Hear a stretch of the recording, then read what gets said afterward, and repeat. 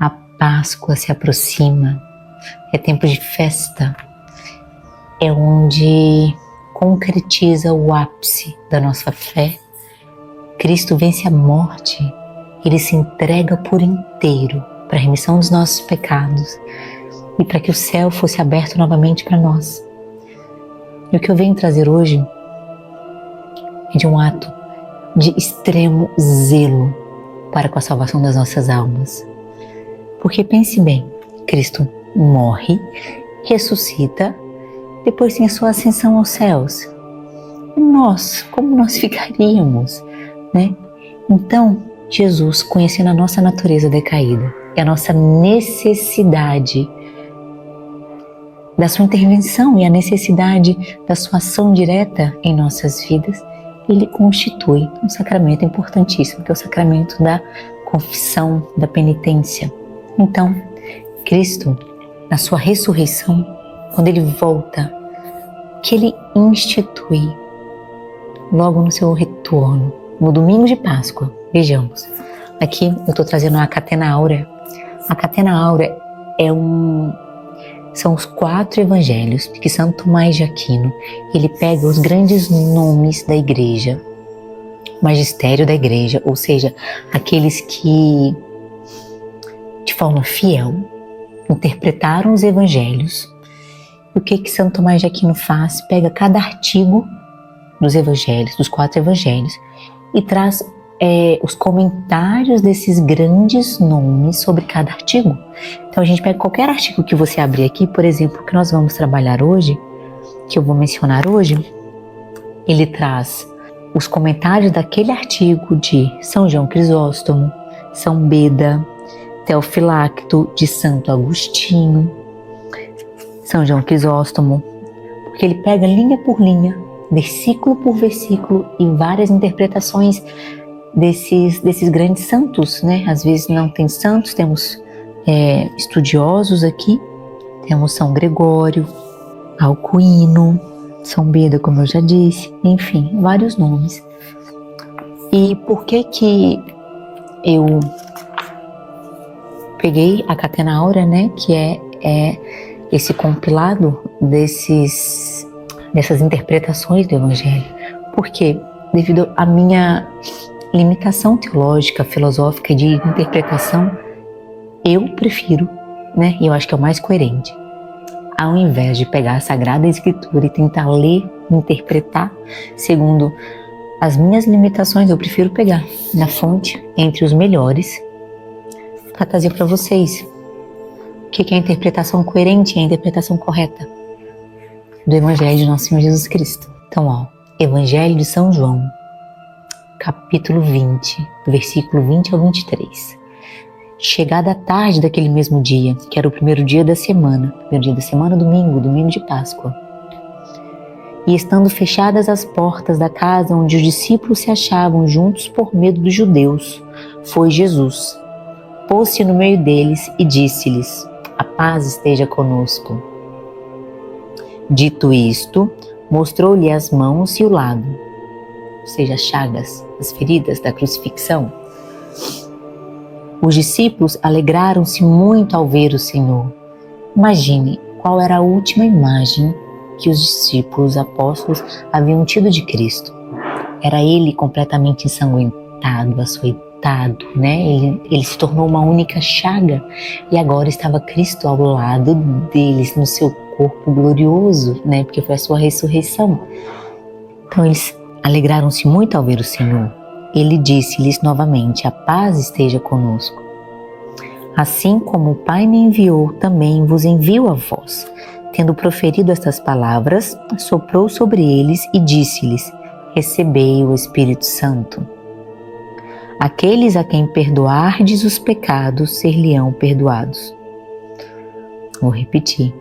Aqueles a quem perdoardes os pecados, ser-lhe-ão perdoados. E aqueles a quem os retiverdes, ser-lhe-ão retidos. Aqui é a instituição do sacramento da confissão e da penitência. Posteriormente entra a parte de São Tomé, onde São Tomé precisa de ver e ele toca em Cristo, nas chagas de Cristo, para crer. Bom, vejamos. Para que Cristo, ao ir embora, nós não ficássemos desamparados, né? Para a remissão dos nossos pecados, para que a gente tivesse com quem confessar e os nossos pecados fossem redimidos, o que nosso Senhor, com seu tamanho zelo para com a nossa salvação, o que Ele faz? Ele institui este sacramento, que é o sacramento da confissão. Vejamos, Cristo inúmeras vezes em passagens bíblicas, Cristo antes da cura física do corpo de alguma pessoa que estava próxima a Ele, o que Cristo faz? Ele perdoa os pecados, né? Eu te absolvo dos seus pecados, eu perdoo os seus pecados. Primeiro, ou seja, Ele salva a alma daquela pessoa, que a alma é imortal, a alma é eterna, e na alma da pessoa está impressa a imagem e semelhança de Deus. Depois, posteriormente, Ele faz a cura física, a cura do corpo, né? Da lepra, do paralítico. Inúmeras passagens a gente vê, então a gente vê o zelo de Deus para a salvação da alma antes da cura física. E o que a gente tem com isso? Que Deus, ao instituir o sacramento da confissão e da penitência, a gente vê o zelo dele para a salvação das nossas almas. E ele deixa muito claro que não nos deixaria só. Por isso ele institui os sacerdotes, ou seja, os apóstolos, os discípulos a quais seguiam Cristo, seriam aptos a essa absolvição.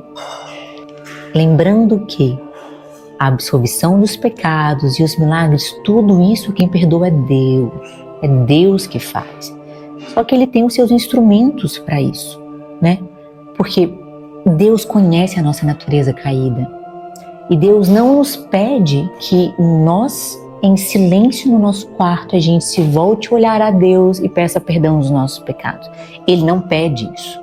Muito pelo contrário, Ele sabe que a gente vai se enganar. Porque até para um amadurecimento da nossa consciência moral, Ele entende que a gente precisa de alguém que entenda mais sobre a necessidade humana, como um sacerdote, como os padres. E por isso Ele nos pede para que nós procuremos, né? Para aqueles a quem nós procuremos e confessemos nossos pecados, para eles serão perdoados ou serão retidos por eles, não por nós. Porque a chance de nós nos enganarmos é muito grande, né? Ou seja, e até por uma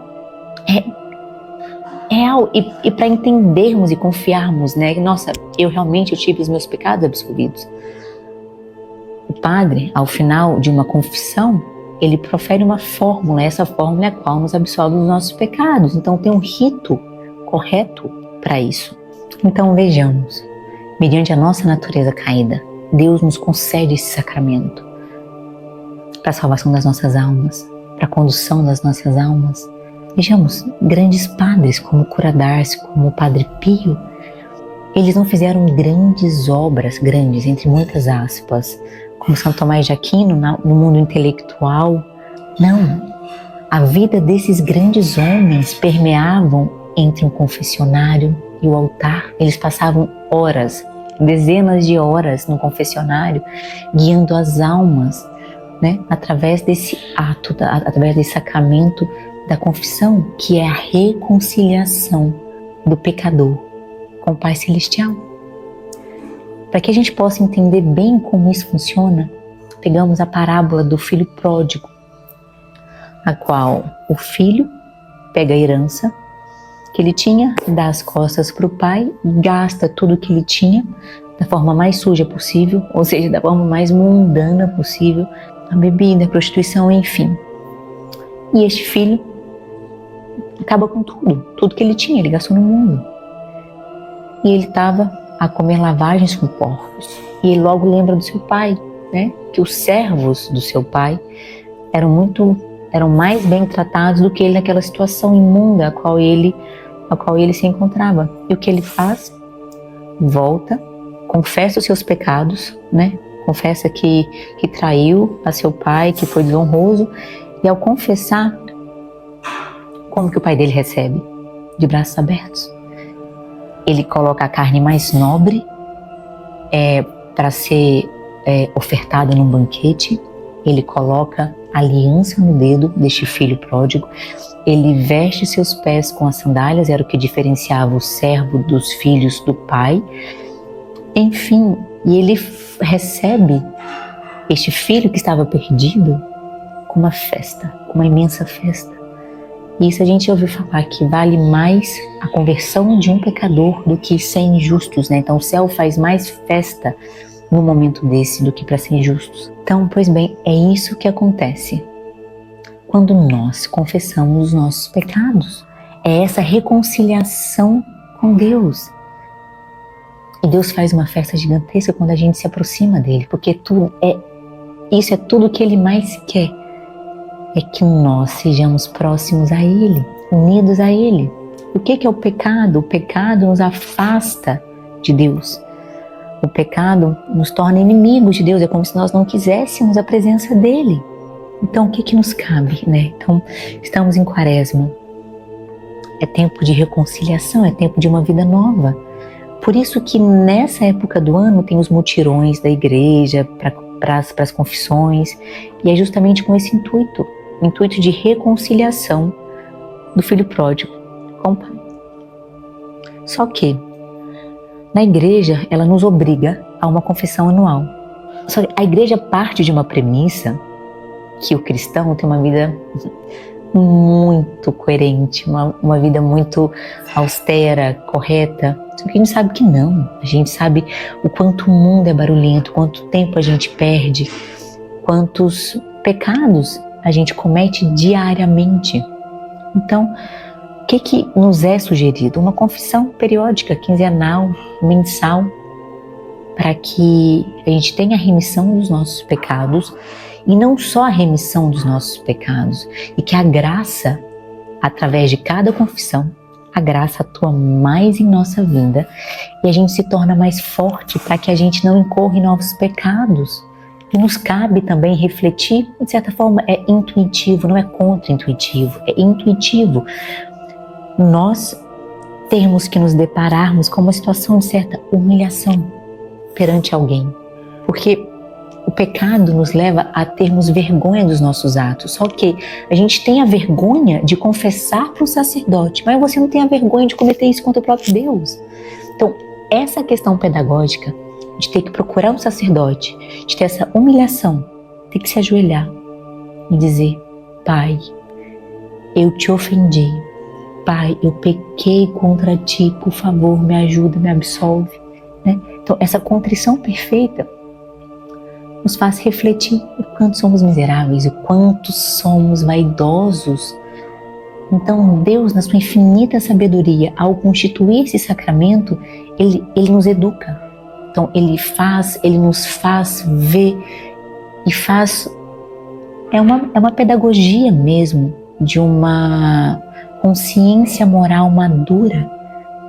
Porque é transformador a partir do momento que você faz esse movimento de sair do seu conforto, se pôr numa situação dessa, né, de pedir perante um sacerdote que esse te dê a absolvição. Só que a gente acabou de ver. É isso que ele nos pede, é confessar de forma oral para um sacerdote os pecados.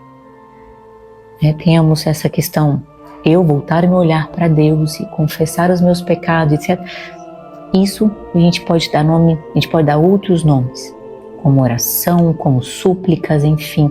Mas o que Cristo nos pede é essa confissão oral com o sacerdote. E esse, de forma correta, né, profira a fórmula e a absolvição. E os efeitos disso na nossa alma é transformador. Transformador. E um esclarecimento, né, também vale trazer isso. Então, Cristo institui isso quando Ele retorna na sua ressurreição. E vejamos, desde o primeiro século, este é o tipo de confissão utilizada pelos cristãos. Na Didaquê é um documento que foi escrito pelos discípulos de São João. Quem é São João? São João é o predileto de Cristo, é aquele que estava ao pé da cruz, ao lado de Maria.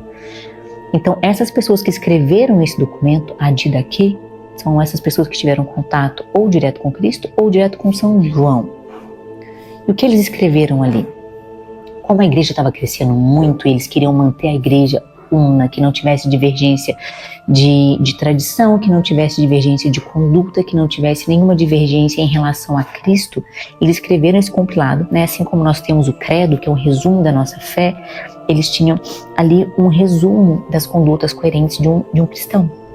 Então trazia sobre a Eucaristia, sobre a partilha do pão, sobre a oração, jejum, sobre a liderança do diaconato, dos bispos e sobre a confissão oral.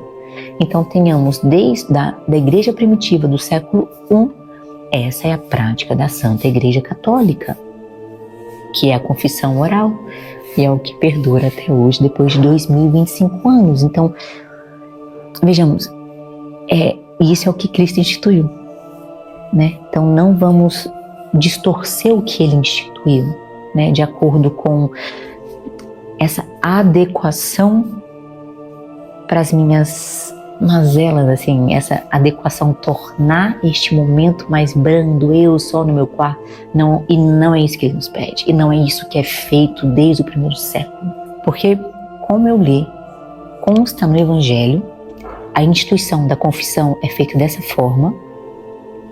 E vejamos, é muito importante também trazermos a seguinte informação: nós cristãos temos como base a tradição da igreja, as Sagradas Escrituras e o magistério.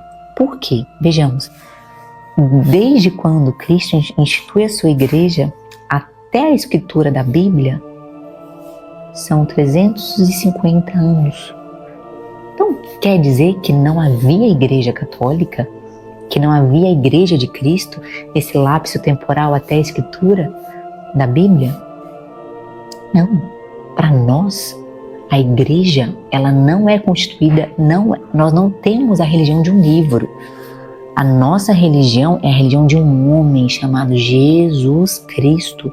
Então, para isso que é tão importante a gente manter a tradição da igreja, desde o que Cristo constituiu até os dias atuais, né? E por que o magistério?